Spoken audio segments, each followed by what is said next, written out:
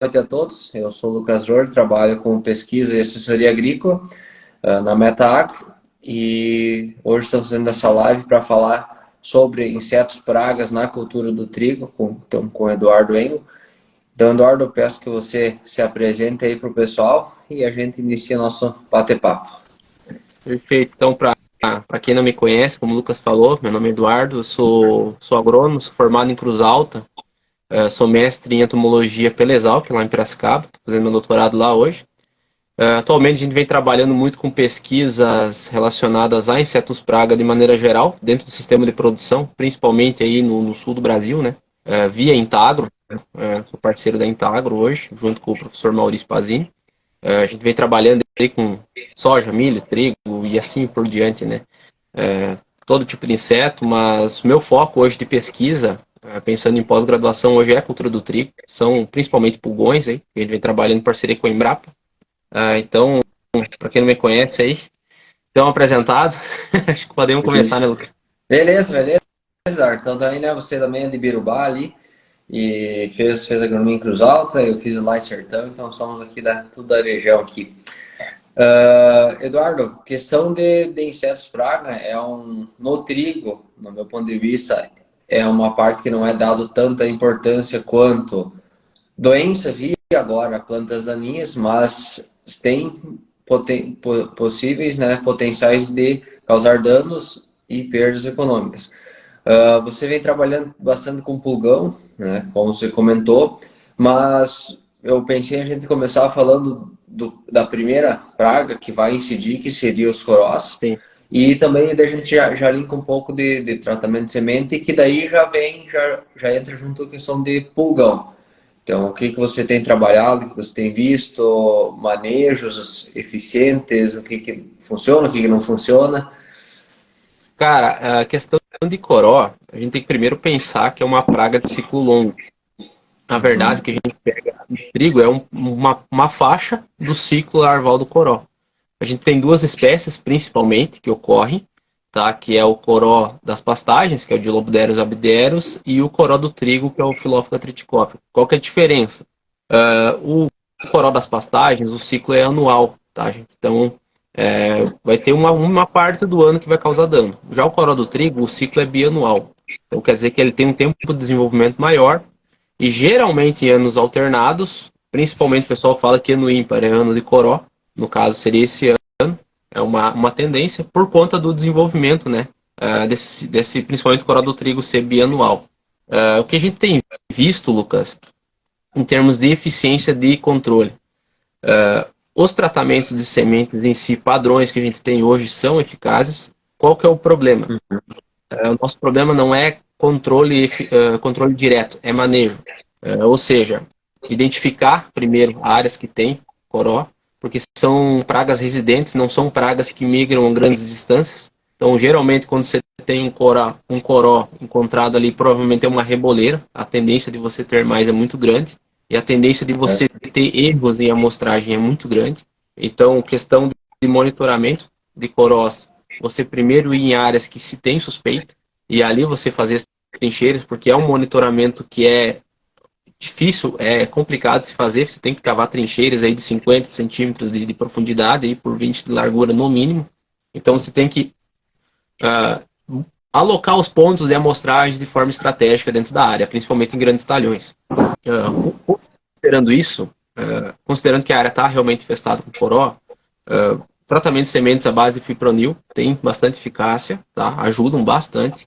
Imida ajuda bastante, pensando em princípio ativo aí, neonicotinoides, mas principalmente imidacloprido, que é o mais difundido para o trigo, né? Outra situação, gente, data de semeadura. Vocês, claro que é um pouco difícil e a gente tenta o máximo possível intensificar a questão de presença de culturas na área, né? Deixar o menos possível janelas sem culturas, mas em algumas áreas onde se é possível trabalhar com janelas de semeadura, onde se tem a presença de coró, se conseguir espaçar um pouquinho entre uma cultura e outra ali, sem deixar hospedeiros para ele, para a larva, então isso já ajuda também, tá? Acessar a alimentação dela. Então são estratégias, na verdade, controle de coró e estratégia de manejo ao longo do ano. Então você já consegue identificar coró antes mesmo de semear a cultura do trigo, e a partir disso você consegue estabelecer se você vai fazer um tratamento de semente com uma carga de fipronil ou com uma carga de imidacloprido, dependendo da densidade de corós. Se for maior, eu prefiro trabalhar com fipronil. Se a minha tendência a ter corós é maior do que a minha tendência a ter pulgões, por exemplo, eu prefiro trabalhar com fipronil no TS. E aí produtos mais difundido deles é o Standard Top, pensando em fipronil, mas deve ter outros com certeza. Questão de Sim. variabilidade entre cultivares não se tem muito. É uma espécie muito polífaga em termos de genótipo de planta.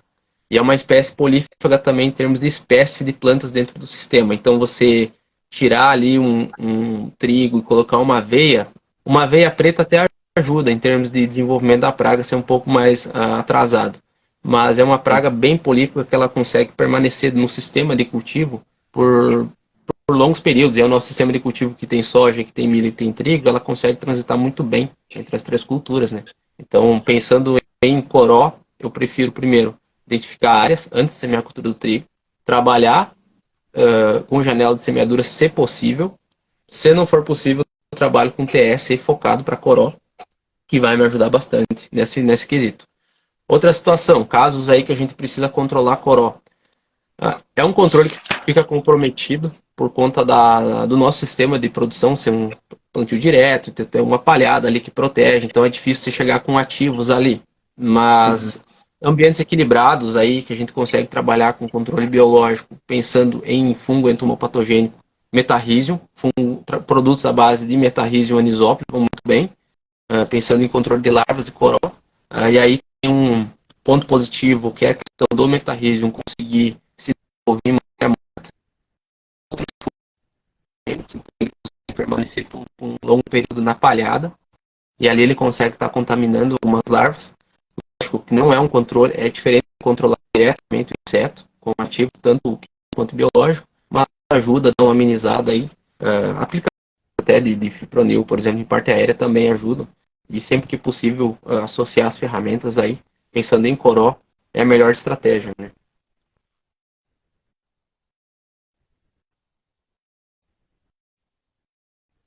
Lucas, eu não tô te escutando, cara.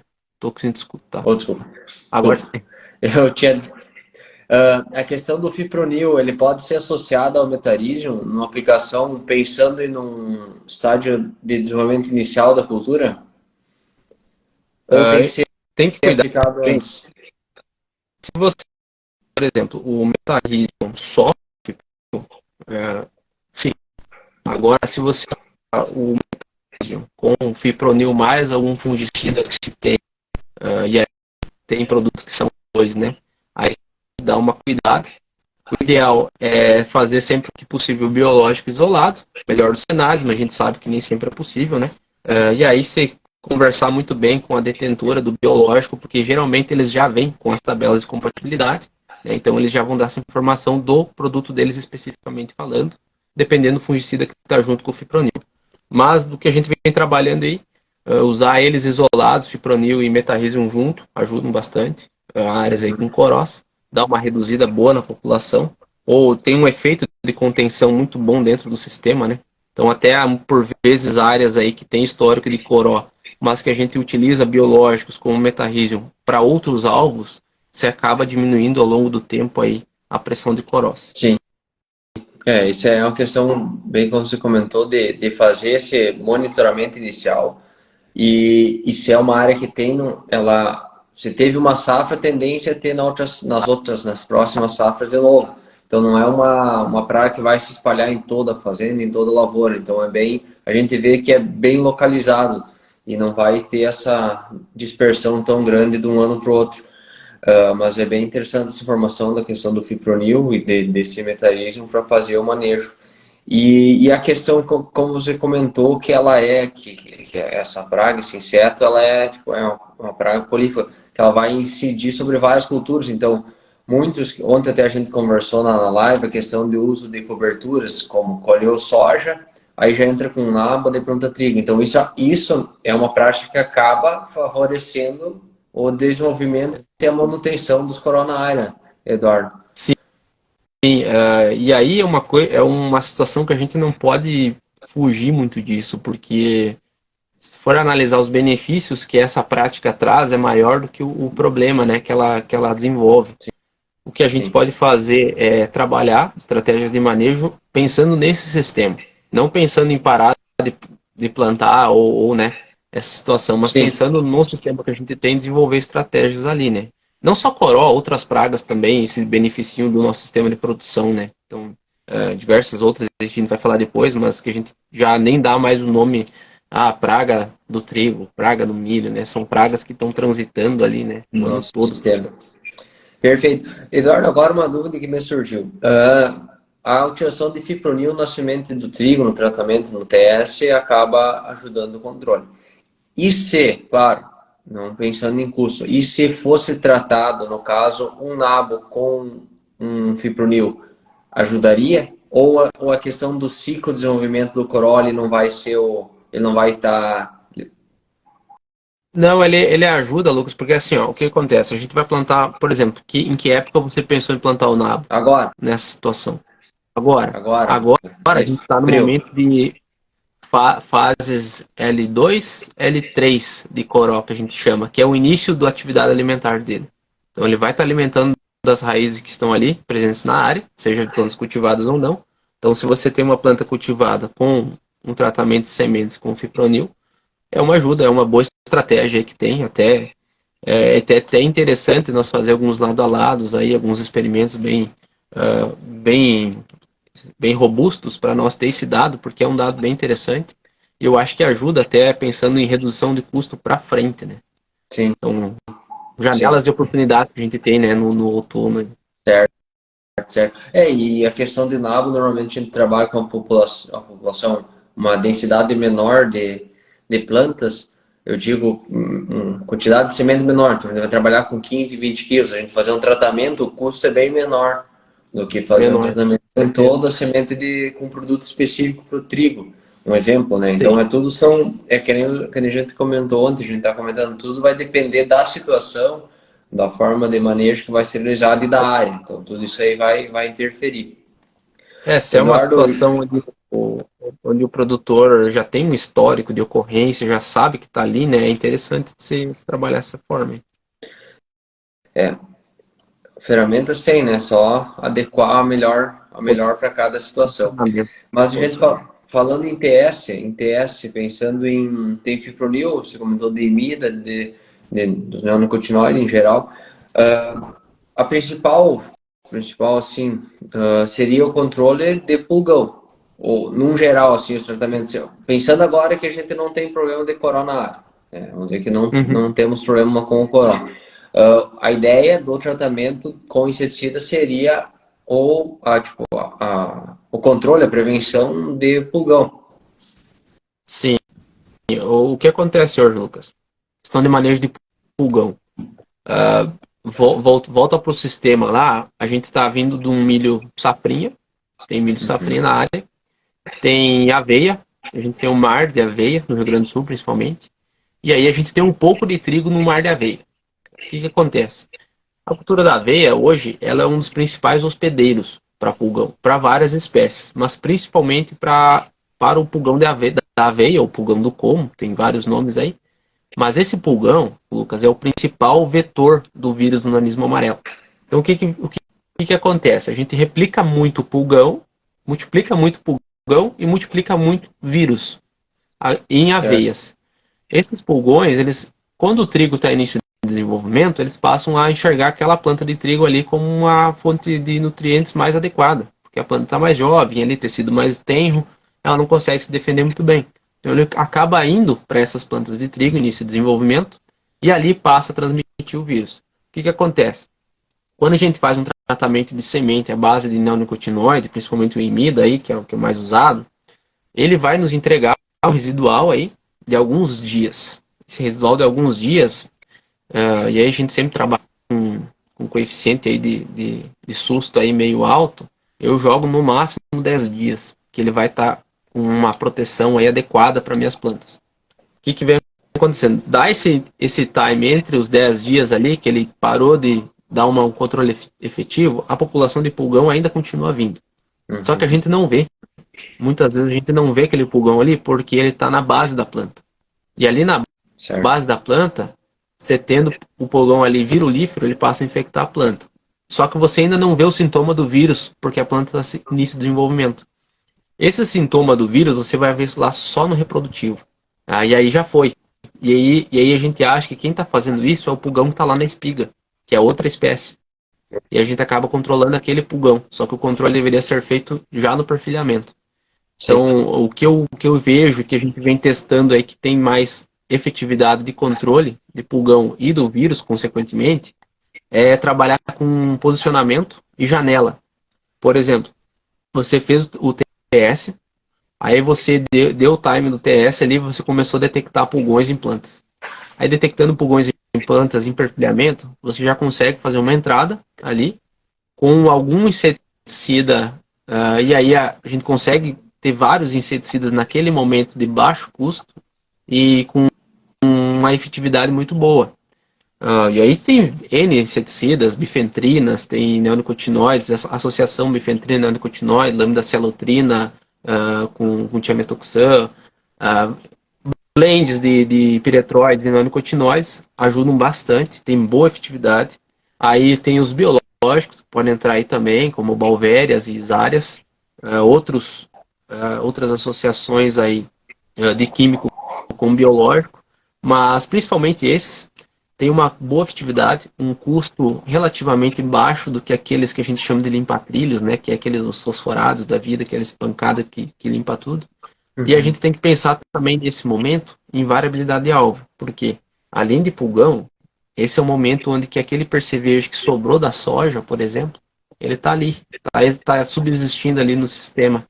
E ali ele vai começar a o quê? Utilizar plantas de trigo para completar o ciclo dele, para ovipositar, e depois lá no grão leitoso ele vai começar a dar um dano direto. Então são estratégias que a gente tem aí pensando em pulgão, mas pensando também em percevejo que pode estar ali. E aí se trabalhar principalmente com associações de piretróides e neonicotinoides aí ajudam bastante. Perfeito, Eduardo. E essa aplicação, como você comentou, ó, vai fazer o tratamento com imida, vamos contar 10 dias de proteção. Então, 10 dias o trigo vai estar tipo, recém-emergido, né? Vai estar com uma, duas folhinhas. Vai estar antes, né? Pré-perfilhamento. Então, ali, se a presença, né? Então, tem que fazer esse monitoramento bem preciso e bem atento, porque vai estar na base da planta esses pulgões. E esse Uhum. pulgão, Eduardo, é o pulgão da aveia. Esse Pulgão da aveia. pulgão da É, aveia. aquele é o dentro dos pulgões, ele é o mais escurinho que tem ali, que você consegue ver. Esse aí é o mais, se fosse botar num pódio, ele é o mais perigoso que tem. Certo, certo. E aí faria o controle, né, central, então seria em pré-perfilhamento. Até ontem a gente comentou já de algumas aplicações para de fungicida, né, nesse estágio, então a gente já poderia aliar junto, pensando em mancha, pensando em vídeo, um preventivo, então a gente já poderia aliar junto um inseticida, então com Sim. piretroide mais neonicotinoide, alguma associação. E também já auxilia, né, já controla algum percevejo, como você comentou que sobrou do soja. E esse percevejo, ele vai causar um dano direto ou ele causa um dano indireto que vai se ver lá na frente, lá no reprodutivo também, como pulgão? Esse percevejo que está ali, geralmente ele é o percevejo barriga verde, porque Uhum. os outros percevejos, eles não têm um espectro de temperatura tão elevado quanto esse daí, quanto o percevejo de barriga verde. Então ele consegue permanecer mais tempo sob baixas temperaturas. O que acontece? Ele vai se alimentar naquela planta de trigo que ainda não se desenvolveu muito bem. Essa planta de trigo ela tem um tecido muito fino, então ele vai acabar causando um dano mecânico ali. Então Sim. muitas vezes você vai ver aquela folha que está recém expandindo com a ponta seca, por exemplo, ou quebradiça. Muitas vezes Certo. foi um perceber que foi fazer uma picada de prova ali. Então são situações aí que a gente vai estar sofrendo dano mecânico. E aí não é nem tanto esse dano mecânico, claro que pode comprometer em alta população, mas é questão do percevejo continuar no sistema ali. E daí quando a gente chegar lá no emborrachamento, no elongamento, ali a gente está com uma alta pressão do percevejo. Voltando para o pulgão, Lucas, o que acontece? Outra situação. Hoje, pensando em pulgão, a gente tem dois momentos de alta população, que é o momento de semeadura do trigo, em cultura da aveia ali estabelecida, que dá na transição outono e inverno, e aí lá na transição inverno-primavera. São 2 momentos de alta pressão, porque são 2 momentos de alta pressão de indivíduos alados. O pulgão só começa a produzir indivíduo alado quando ele tem uma temperatura adequada. E aí é o momento onde que ele dispersa a longas distâncias. Então esses são os 2 momentos onde que a gente tem chegada de indivíduos na área, de fora, e aí depois a temperatura baixa bastante, e aí a população de pulgão sofre um pouco e não reproduz indivíduos alados. O que acontece? Quanto mais cedo você semear o trigo, maior é a chance de você sofrer com pulgões, porque maior vai ser a temperatura e maior vai ser a pressão desses indivíduos de fora. Então, esses trigos aí que a gente tem observado que estão sendo semeados aí agora, por exemplo, a gente já tem até pós-soja aí, alguma sobressemeadura aí, tem que ficar de olho, porque se torna aí, não só trigo, mas cereais de inverno, como cevada também, se torna um hospedeiro ideal para aqueles pulgões ali e vão já estar uma alta carga de vírus e um alto potencial biótico. Então, são algumas situações que a gente fica de olho, monitora. Eu trabalho aí fase vegetativa da cultura, 10% das plantas infestadas a gente já está entrando, porque a gente não sabe o que tem vírus e o que não tem vírus. E aí na fase reprodutiva eu trabalho com 5%. A gente chama um coeficiente de cagaço elevado, mas a gente tem um erro de contágio muito grande quando a gente trabalha com inseto. Né? Sim. Isso vai ter uma variação também, né? Não é tão grande como os corócios que a gente comentou, mas não vai ser toda a área, né? Se a gente pega uma mancha, uma arboleda, tem uma incidência maior de pulgão, outras não, então vai ser na bordadura, às vezes tem mais, às vezes tem menos, então tudo isso depende. Exatamente. Mas isso, assim, Eduardo, só para nós, essa questão seria do pulgão da aveia ou de qualquer indivíduo de pulgão, porque tem mais de uma espécie que infecta. Claro, como você comentou, da aveia seria o que mais tem potencial de causar dano devido à transmissão do vírus. Exatamente. Hoje tem o pulgão da aveia, que é o mais eficaz, mas a gente tem o pulgão, o esquizafes, que é o pulgão da folha, tem o pulgão pálido e tem o pulgão da espiga. São 4 espécies que ocorrem. Como é que a gente diferencia elas no campo? Algumas são um pouco mais complicadas, mas geralmente você vai encontrar o pulgão da aveia na base da planta, até aí a primeira folha expandida ali, segunda no máximo. O pulgão da folha na parte mediana, e aí sobe o pulgão pálido e o pulgão da espiga. O pulgão da espiga e o pálido vão estar entre folha bandeira e espiga. Mas é mais ou menos essa divisão que se faz, né? Só que esses pulgões, eles tendem a chegar um pouco mais tarde do que o pulgão da aveia. Então, a gente sempre, sim, 90% das vezes, quando você vai na lavoura de trigo e ela está em início de perfilhamento e tem pulgão, geralmente é o pulgão da aveia, né? Geralmente é ali que ocorre a infecção. Mas não quer dizer que os outros pulgões não vão transmitir também. Eles transmitem o mesmo vírus, mas com uma eficácia um pouco menor do que o pulgão da aveia. Sim, perfeito. Então, seriam essas 4 espécies. Então, sempre se atentar. No início vai ser o pulgão da aveia, que tem uma capacidade maior de propagação, né, do vírus.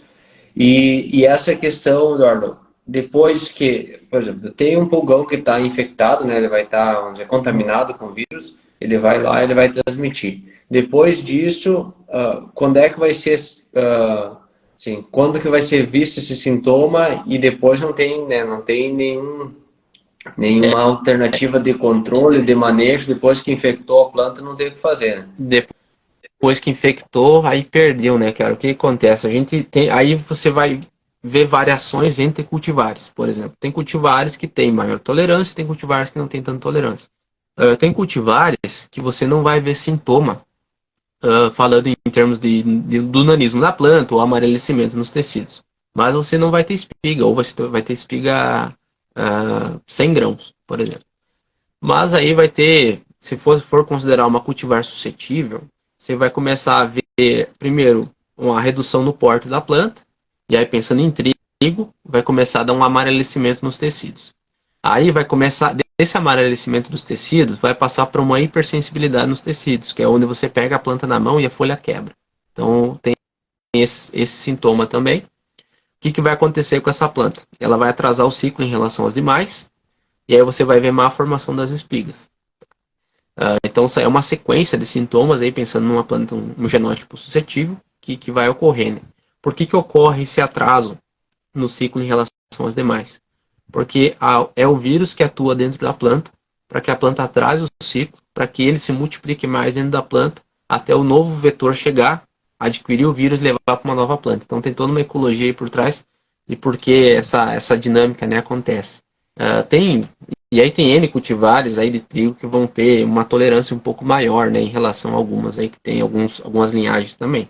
Até estava conversando, você já estava conversando com o pessoal da Embrapa, eles têm sempre um ensaio estadual, a rede ali de ensaio de cultivares pensando em vírus, né, de pulgão. E saiu alguns resultados aí, então a gente tem cultivares que variam aí de 10, 15 até 70% de danos, pensando em planta, né? Potencial de dano do vírus, no caso. E redução de produtividade. Essa questão é importante. Essa é a mesma coisa que tem algumas cultivares já de soja, por exemplo, que já tem uma resistência e tolerância maior a nematóides. Então, isso tudo, Sim. as cultivares têm uma variação, né? Então, pensando em algumas alternativas de manejo, você encontrou alguma coisa, uma população, alguns cultivares são mais suscetíveis, então tem que entrar com um controle mais imediato, outros têm uma tolerância à resistência um pouco maior, então isso aí vai interferir, vai influenciar. E daí questão de controle, né? Questão de controle a gente já falou, questão de piretroide, neonicotinoide, seria os produtos pensando em custo-benefício, os mais eficientes, Eduardo. E, por exemplo, tem o produtor, ele não manejou logo e viu e essa população aumentou demais, teria algum produto que seria mais eficiente numa população mais alta? E outra, tem alguma variabilidade de controle, pensando no princípio ativo para o controle de pulgão, tipo da aveia, da espiga ou da folha, teria alguma variabilidade? Tem variabilidade, mas essa variabilidade não é tão grande, Lucas. Aí o que acontece? A gente acaba manejando o complexo de pulgão, né? Porque se tu começar a repartir por espécie ali, até para você indicar alguma coisa pro produtor, fica um pouco confuso. Mas tem variabilidade, essa variabilidade vai depender do alvo, mas não é tão grande assim entre os pulgões.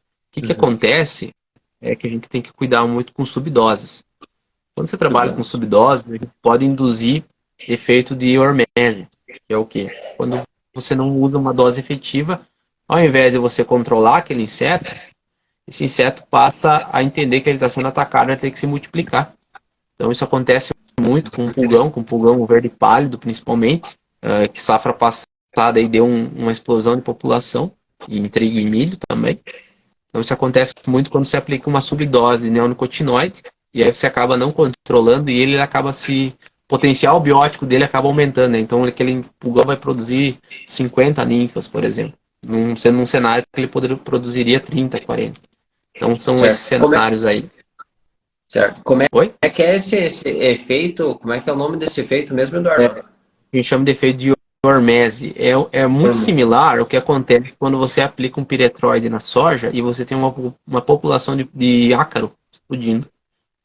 Sim. O que foi detectado agora por mais, assim, até foi publicado um artigo agora, recentemente, na Frontiers, com imidacloprido em subdosagem com o pulgão verde pálido, que é o que ocorreu na safra passada em alta população.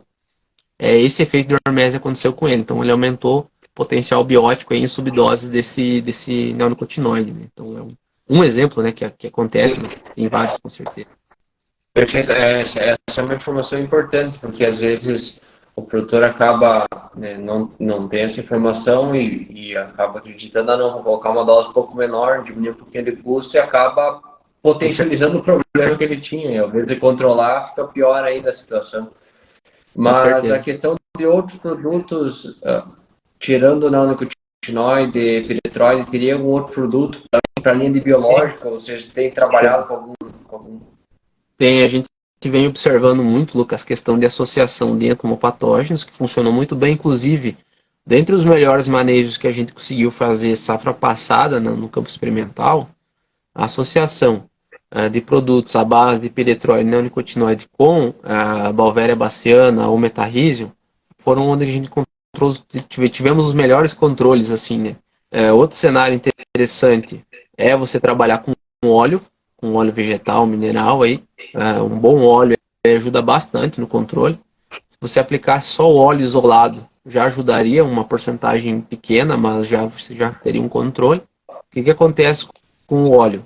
Quando você aplica o óleo no inseto, principalmente em pulgões que tem corpo mole, o óleo acaba rompendo a camada de cera. Todo inseto ele tem uma camada de cera na pele que impede que a água entre e que a água saia.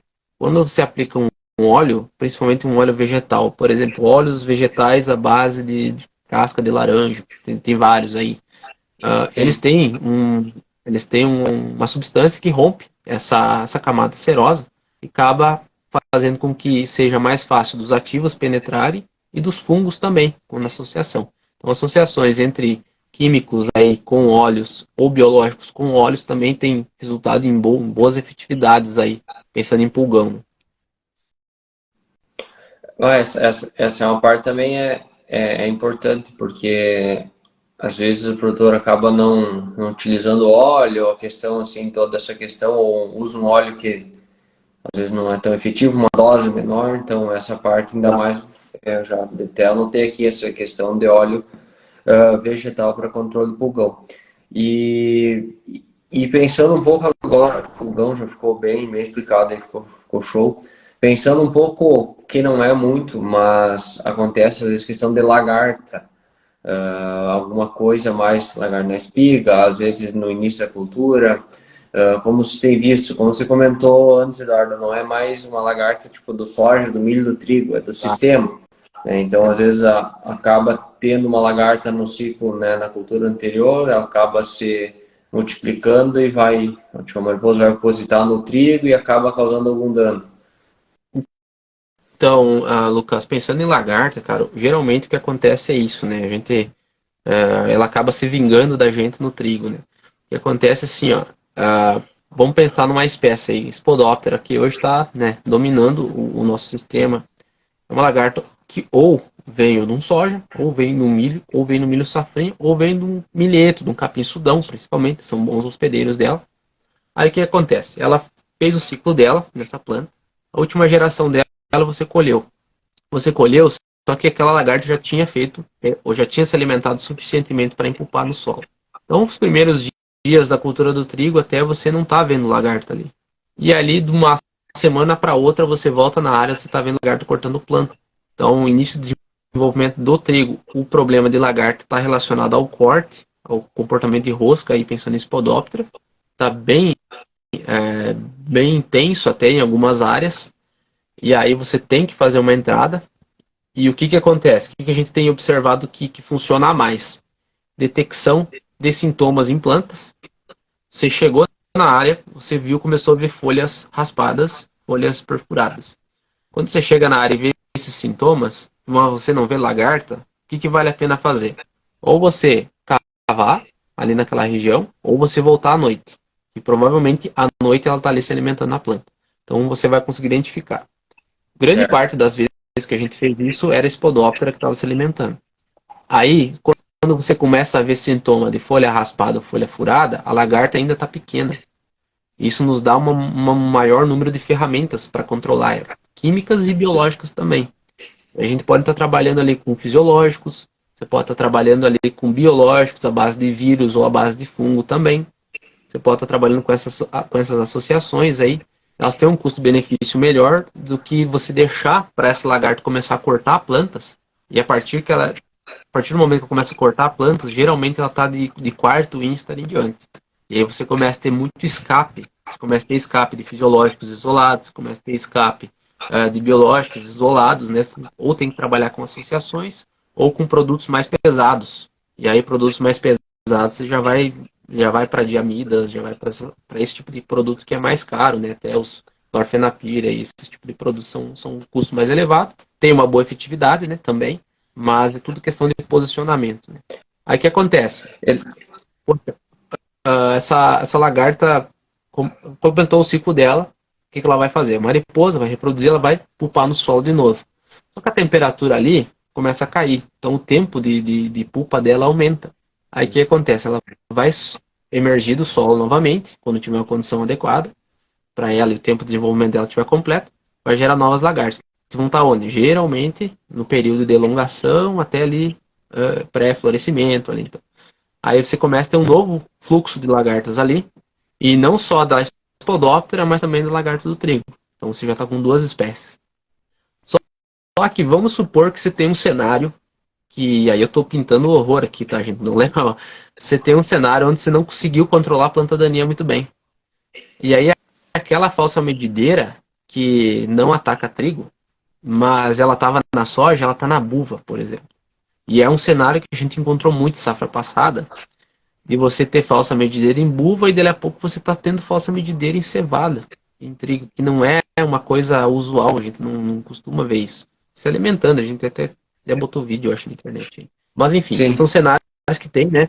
E faz com que a gente pese daí no controle de lagartas em trigo e o custo-benefício caia, né? Então são situações aí que a gente não quer, pensando que trigo é uma planta que geralmente o custo dela tem que ser menor, né? Tem que sobrar mais a parte de lucro líquido, né? Ainda mais esse ano.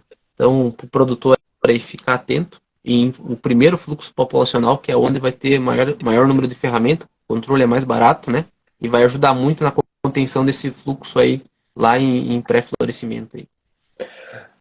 Perfeito, Eduardo. Essa questão da Spodoptera, a gente vê em soja também, ela se comportando como se fosse uma lagarta rosca. Ela acaba cortando a planta, e essa informação que você passou é muito importante.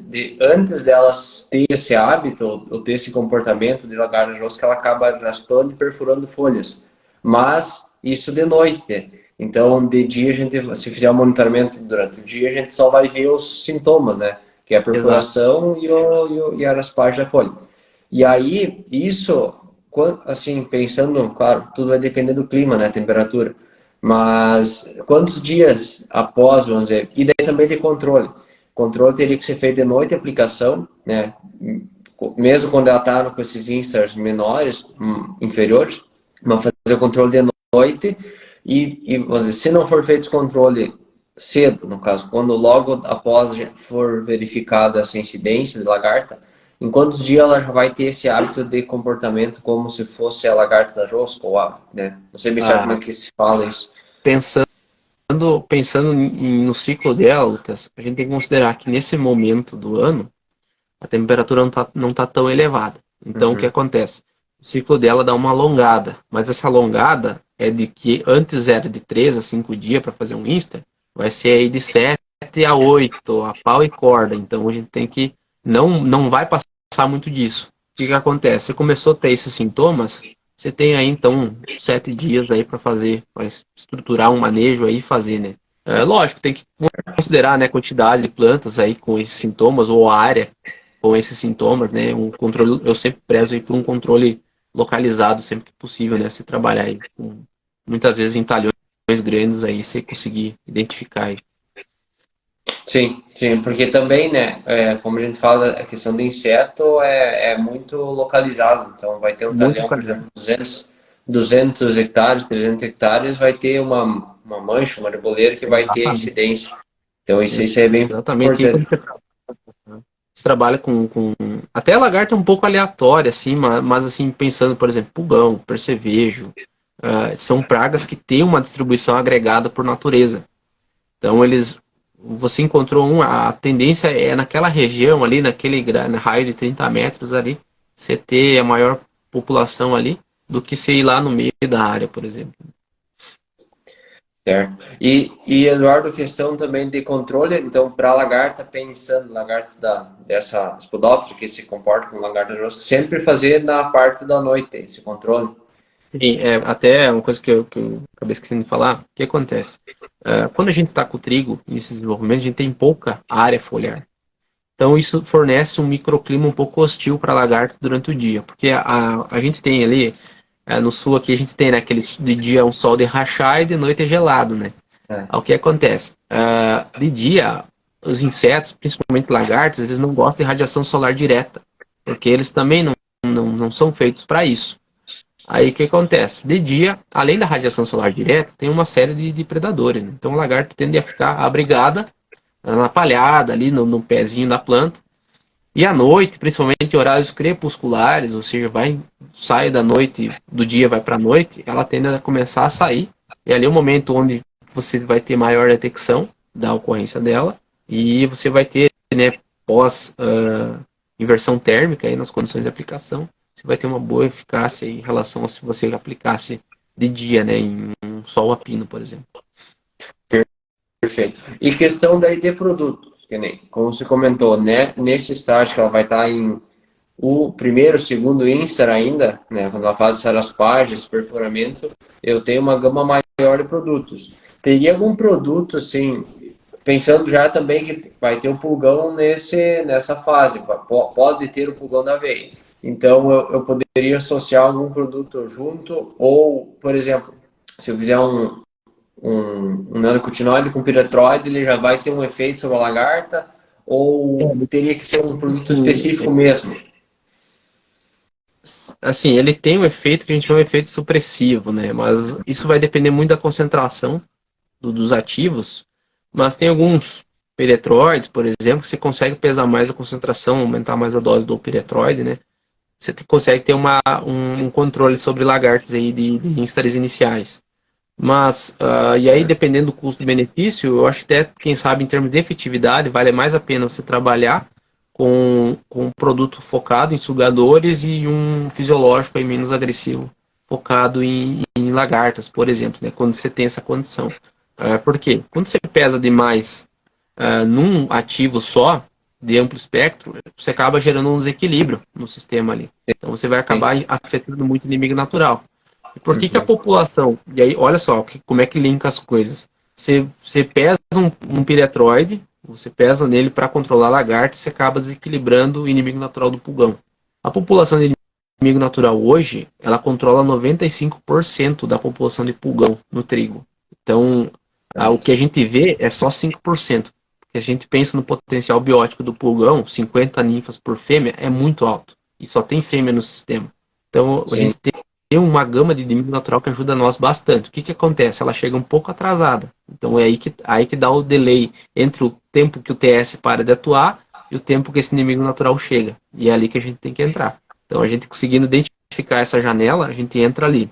Aí, se possível, né, trabalhar com ferramentas mais focadas para os alvos. Mas assim, cenários aí que não são os ideais, você pesar mais, aí, por exemplo, um piretroide, você consegue ter um controle. Isso é um exemplo, né? Mas você tem aí organofosforados, carbamatos também vão ajudar essa situação. Tá. E daí questão de para lagarto, a gente poderia entrar com. Não precisaria ser uma diamida ainda, ou seria importante? Cara, eu acho assim, ó, se você tem lagartas pequenas, lagartas que estão iniciando o desenvolvimento e os danos, sinceramente, eu não vejo necessidade de você entrar com uma diamida ali, né? Uhum. Eu deixaria uma diamida para um segundo cenário de lagartas grandes, médias grandes, ou um cenário lá de espiga, né, que ela está causando dano direto. Trabalharia nessa situação. Perfeito, perfeito.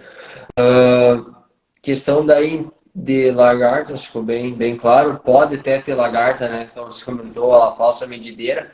Mas ela chega assim, eu vi até o vídeo que vocês tinham, ela, assim, pela teoria, ela não vai se alimentar do trigo, de plantas de trigo. Mas ela bulva sim, então ela pode acabar migrando. Mas ela não vai chegar assim, causar um dano na Não, cultura, ou pode causar até. não, cara, assim, o que a gente viu, Lucas, foi, na verdade, é um registro que se fez, que a nossa área tinha bastante, mas ela se alimenta, mas se você botar a cevada, botar o trigo, botar a buva, ela vai na buva. Por exemplo, ela prefere a buva. Então, Sim. é um cenário que a gente encontrou ali numa situação curiosa, mas que é um alerta para a gente olhar, entendeu? Para a gente olhar, porque o que acontecia? Em 2016, a gente começou a ver muito, o TRIPS começou a aumentar a população, e a gente começou a estudar TRIPS. Só que lá não tinha, a gente não dava a importância ainda que ele tem hoje. Mas, assim, não é questão da falsa medideira dar dano ou não no trigo, mas ela usar aquilo ali como uma ponte verde, né? Para estar dentro do sistema. Então, se a gente identifica aquilo ali ocorrendo dentro da área, se você consegue fazer um controle para a Spodoptera e que consiga controlar ela também, beleza, melhor ainda para as culturas seguintes, né? Principalmente soja. Certo, certo. E a questão da lagarta do trigo em especial, essa vai atacar só no final do ciclo, só na espiga, seria? Não, no caso, ela ocorre e aí ela vai estar muito relacionada com culturas de aveia, com plantas não cultivadas, e aí como capins, rabo de burro, coqueirinho, que estão ali. Se você for agora, por exemplo, antes de trigo, e começar a olhar essas touceiras e abrir elas, você vai começar a ver lagarta do trigo ali dentro. Então ela tá usando essas plantas como uma fonte de recurso alternativo, e aí ela vai chegar no trigo, e após perfilhamento, ali, alongamento, ela vai estar ali. Só que a capacidade de consumo dela, ou o potencial de dano dela em relação à Spodoptera hoje é um pouco menor, né? Por conta do número de indivíduos em si. Então, ela vai estar chegando ali. Aí a identificação das duas, para quem não tem muita prática, é um pouco complicado. São semelhantes. Então, a gente controla hoje lagarta em trigo, a gente não controla só uma ou só outra. Aí, geralmente, elas estão ocorrendo concomitantemente. Então, você Sim. tem muitas vezes Spodopteras e Mitme, né? No caso, os lagartos do trigo, ocorrendo juntos. Junto. Perfeito. Isso, pensando lá na questão dos pigamentos já, ambas elas, tipo, que nem a gente fala, elas têm capacidade de se alimentar, de cortar ali e derrubar a espiga, vamos dizer, de fazer esse dano? Sim, sim. As Perfeito. duas. E você vai encontrar esse comportamento principalmente à noite. Que durante o dia ela vai estar se alimentando nas folhas ali, na parte ou do bacheiro do trigo, ou até a folha bandeira, mas à noite ela sobe na folha bandeira e na espiga. À noite é onde você vai ver maior número de lagartas na espiga, principalmente. Espigamento ali, grão leitoso, grão pastoso, ela vai estar bem presente ali. Perfeito, essa informação é muito importante. Eduardo, pensando um pouco em questão de percevejos agora, você comentou no início a questão do percevejo do barriga verde, que ele vem, que ele migra, né, das culturas antecessoras, causa esse dano, e na espiga a gente vê muito, na última safra a gente viu aquele dano que acabou no ápice da espiga ali, aquele esbranquiçado, né? Então aquela que não se desenvolveu. Isso seria o dano do percevejo. E é do barriga verde ou é de outra espécie? Hoje, no trigo, a gente tem duas espécies de percevejos, dois gêneros. Tá? Um é o do barriga verde, que é o de cereus, e outro é o percevejo raspador. Esse percevejo raspador não causa esse sintoma. Ele vai atacar a folha, principalmente a folha bandeira. Esse então estaria descartado do cenário. O que sobra é o percevejo barriga verde. O que acontece? É um percevejo que está ali. Como eu falei antes, ele está se desenvolvendo no trigo, lentamente por conta da temperatura, mas está se desenvolvendo. E aí tem aquele costume que a gente deixa muito para a geada, né, para o inverno. A gente tem um inverno frio, mas a gente não tem um inverno constante. Então a gente tem temperaturas muito frias à noite, mas durante o dia a gente tem temperaturas adequadas para o desenvolvimento de praticamente todos os insetos. Então a gente não vai ter mortalidade em quantidade suficiente para dar um controle efetivo. O que acontece? Você está com aquele percevejo ali, está se desenvolvendo aos pouquinhos, mas aí a temperatura começa a aumentar, o inverno começa a findar, você vai estar com o trigo ali em espigamento, né? E aí ali ele vai dar um upgrade no potencial biótico dele. Então, de uma geração que produzia 50 ovos, você vai passar para uma geração que produz 100, 150 ovos. Então, isso é muito rápido. Isso é assim, ó, do final do elongamento, do emborrachamento, para frente você já tem isso daí. Então, aquele percevejo ele começa a atacar, primeiro, a espiga que ainda não saiu da planta.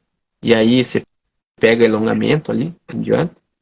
Ele vai começar a interferir em definição do potencial produtivo da planta, no emborrachamento ali antes. E aí ele vai causar dano direto, diretamente no grão, na espiga, né, no caso, que é principalmente quando a espiga está se formando, saiu da planta recém, está começando a encher o grão, termos grão leitoso ali, e aí ele faz a inserção do aparelho bucal dele e interrompe o fluxo. Então você começa a ter espigas estéreis, né, metade para cima. Então são esses sintomas que acontecem. Cara, são assim, ó, termos de manejo que a gente viu que funciona bem é se antecipar uma aplicação, pelo menos para nós. E tem gente que pensa diferente, a gente respeita, né? Mas a gente viu que se eu fizer uma entrada que seria no elongamento, eu puxar pro emborrachamento, eu consigo controlar muito mais a população, porque eu vou estar trabalhando com uma densidade populacional menor. Então, aquele produto que eu teria 90% de eficácia sobre 100 insetos e sobraria 10, aqui eu trabalho sobre 10 e sobra 1. Então, isso vai interferir naquela população que eu vou ter que controlar, possivelmente, lá no grão leitoso. Então, são dois cenários aí que a gente viu que aquela aplicação de alongamento, a gente trazendo ela antes, a gente consegue ter uma efetividade boa. Tá, perfeito, Eduardo. Só para ver se eu entendi. Essa aplicação seria no elongamento ou no emborrachamento? O pessoal aplica geralmente no alongamento ou só lá no espigamento, né? A Sim. gente traz ela para o emborrachamento, pensando em percevejo, Certo. antecipa ela, e aí deixa até a população, você dá um baque na população que o que chegar lá no espigamento ainda vai ser menor do que se controlasse mais tarde. Certo. E esse sintoma que a gente vai ver, ele vai ser, tipo, a gente vê assim na ponta da espiga estero, que nem você comentou, ele foi causado lá quando estava ainda no emborrachamento, não estava a espiga exposta, e aí ele causou essa interrupção, né, no Geralmente, fluxo de seiva. geralmente isso, e geralmente, além disso, também tem um charutamento. Muitas vezes você vê aquela folha bandeira enrolada na espiga. Uhum. Isso é um efeito de Certo. percevejo também. A gente vê aquele muito similar ao que ele faz no milho, por exemplo. É um distúrbio fisiológico na planta ali que ela acaba encharutando. É um distúrbio aí na planta de trigo que ele consegue causar, né? E questão, também pensando um pouco em controle, seria mais um controle preventivo ou teria que fazer tipo, questão, você fazer um monitoramento ali, tá fazendo tipo, plano de batida ou contagem, que for, teria uma população assim, tem tantos aplica ou encontrou na área aplica, porque também varia muito a população, né, dentro do talhão, questão de horas de fazer essa amostragem, esse monitoramento também acredito que vai influenciar, Eduardo. Sim, o que a gente vê? E aí, olha só, gente, que tem dois cenários aí de monitoramento. O primeiro cenário é você monitorar ou no horário mais quente do dia ou à noite. Eu prefiro à noite, mas a gente respeita. O que acontece? Você tem densidades populacionais aí, X, por exemplo, período vegetativo, eu prefiro trabalhar com até no máximo 4 percevejos por metro quadrado. E no período reprodutivo até no máximo 2. Mas assim, ó, até no máximo 4, para mim passou de 1, eu já tô. Se eu puder tomar a decisão de controlar, eu vou controlar ali. Se no período reprodutivo passou de meio, eu prefiro controlar ali. Por que 4 e 2? 4 e 2 são cenários gerados, são informações geradas em condições controladas, onde que eu coloquei 4 Certo. percevejos e 4 percevejos. Agora, se eu vi um no campo, geralmente eu já tenho mais do que 3. E se eu vi meio no campo, Sim. geralmente eu tenho mais que 2. Como é que a gente avalia? No trigo, a efetividade do pano de batida não é tão grande. Então a gente acaba trabalhando com rede de varredura, que é o pulsar que a gente chama. Então Uhum. a gente marca o metro quadrado ali e passa a rede de varredura. Né? Então, para cereais em si tem mais efetividade. Né? Isso, essa questão de amostragem de insetos, bem como você comentou, se viu provavelmente tem mais, né? Porque tem essa variação durante o dia, tem a variação na área, então sempre é importante. E vai pensar em o potencial de dano que ele vai causar ao percevejo, ele causa um dano direto, né, na questão no componente de rendimento ali, vai acabar afetando a espiga, às vezes fica meio espiga estéreo, ou dá aquele, como você comentou bem, esse enxarutamento da folha bandeira, acaba não conseguindo, não fica exposta, às vezes fica retida a espiga, né, então ali você também já acaba perdendo, então É. é um potencial grande de dano. E outra, né, que todo inseto que vai lá e faz um dano, ele acaba gerando uma porta de entrada para patógeno, né? Então, geralmente aquela planta, aquela área que tem maior população aí de percevejo, de pulgão, ela tem uma tendência a ter maior quantidade de doenças também. Então, são cenários aí que a gente vem observando. Questão de amostragem dele, Lucas. Cara, de 2 a 5 pontos por hectare, mas aí depende muito do tamanho do talhão, né? Eu prefiro ver o talhão, conhecer o talhão, ver o que, que tem na bordadura principalmente, ver que cultura tinha antes, para daí alocar os pontos ali de uma forma estratégica, né? Sim, sim, porque isso vai. Esse talvez um ponto-chave na questão de controle do monitoramento é a questão da amostragem, porque é muito diferente de doença, a questão do inseto. O inseto tem uma variabilidade muito maior. Se tem doença, praticamente sem numa área, vai ter, num canto da área, vai ter em toda a área, né? E os insetos Sim. já não. Essa parte é bem importante a ser observada. Mas beleza, Eduardo, falamos aí sobre coró, sobre pulgão, sobre percevejo, sobre lagarto. Teria mais algum inseto praga aí que pra gente Cara, mencionar? a, agora a hora do susto, né? O que a gente tem visto muito agora em áreas aí de milho e soja? Diabrótica e trips. Ano passado, Uhum, muita diabrótica em trigo, e aí a gente não mensurou os danos que ela causou em trigo, porque ela estava ali existindo, a gente só viu que tinha. Só que tinha certo. bastante. E aí passou a ocorrer em soja, e agora está ocorrendo em milho safrinha também. Então, possivelmente a gente vai ter bastante diabrótica em trigo e trips também. Possivelmente são dois insetos que, trips mais ainda para mim é de certeza que vai ocorrer em trigo. E aí a gente até fala para o pessoal, quem identificar ali, manda para a gente, tentar ajudar, ou testa, compartilha informação, né? Que a gente está tentando fazer também compartilhar informação, porque são coisas novas, né? Não são coisas que a gente encontra num livro, que vocês vão encontrar num livro aí, manejo de trips em trigo. Mas são cenários aí que muitas vezes não eram um problema e estão passando a ser, né? Então, são duas pragas aí que, para mim, vai ocorrer, certo? Só resta saber em que intensidade. Sim. E Alta isso essa.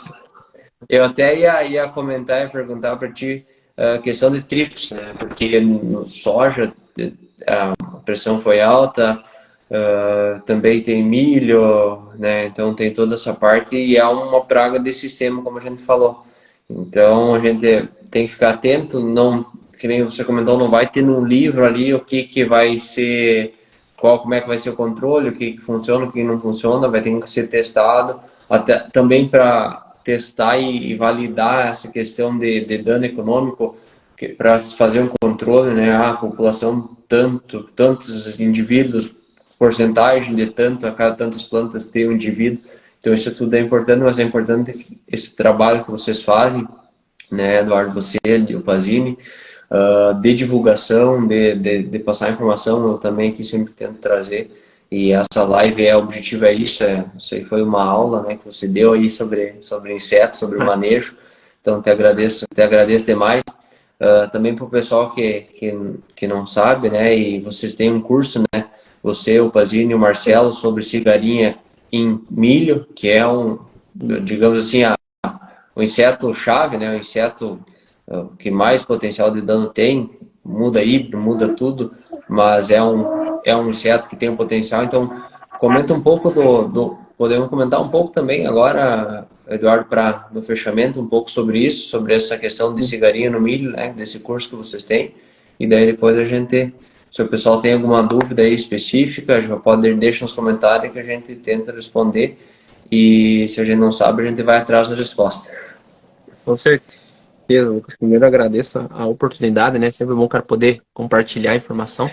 Cara, do curso, o que acontece? A gente se juntou, 3 entomologistas meio louco, e aí pensar, vamos montar o que a gente tem de material de cigarrinho que a gente juntou até hoje. Em termos de estudos de comportamento, estudos de manejo, bioecologia, identificação, ciclo, tem tudo essa parte, desde a parte básica de identificação, comportamento, questão de relação da cigarrinha com os molicutes, efeito de molicutes dentro de plantas de milho, e aí como é que a gente utiliza isso dentro do manejo, entender essa dinâmica, né? E também a parte aplicada de controle, aí, o que a gente controlou que deu certo, o que não deu certo, o que pode ser que se saia melhor. Então, a gente tentou trazer dentro desse curso de uma forma bem direta e dinâmica também, tudo que a gente conseguiu juntar aí nesses anos de pesquisa, né? Então, até tá na página lá do conhecimento agronômico, do Marcelo faz a gestão da página. A gente cobrou valor aí bem acessível, foi 149 aí. A turma fechou agora, mas vai abrir turma nova. Possivelmente o ticket vai ser um pouco maior, mas vai ter mais conteúdo também. É um curso que a gente vai atualizando, né?